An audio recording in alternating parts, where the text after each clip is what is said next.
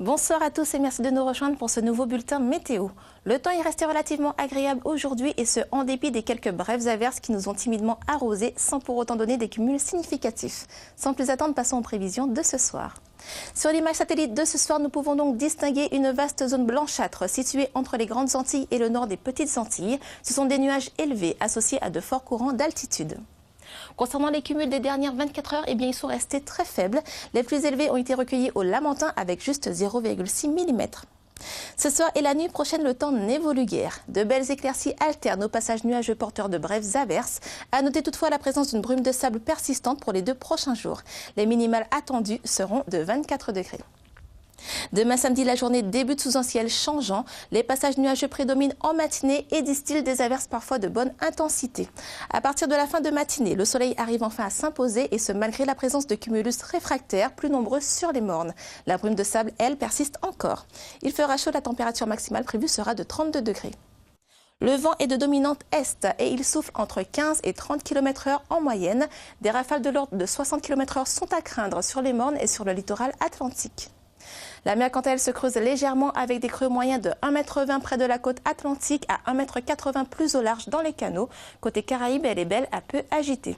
Il faudra cependant noter la présence d'une houle de nord qui crée une agitation sur les plages exposées en Caraïbes. Concernant nos horaires de marée en baie de Fort-de-France, les pleines mers sont prévues à 6h14 et à 23h06 et la basse mer à 14h52. Demain, notre étoile du jour fera son apparition dès 5h37 et nous quittera à 18h23. Voyons maintenant ce que nous réserve le temps pour les prochains jours. Dimanche, tout comme la veille, la matinée est nuageuse et apporte quelques averses qui se raréfient au fil des heures. De belles périodes ensoleillées dominent une bonne partie de la journée, excepté sur les mornes du nord et sur le sud de l'île, où quelques ondées restent possibles. Le vent, quant à lui, se renforce, devenant modéré à assez fort et la mer se creuse. Lundi, le ciel est plutôt nuageux et engendre quelques averses plus fréquentes en fin de nuit et le matin.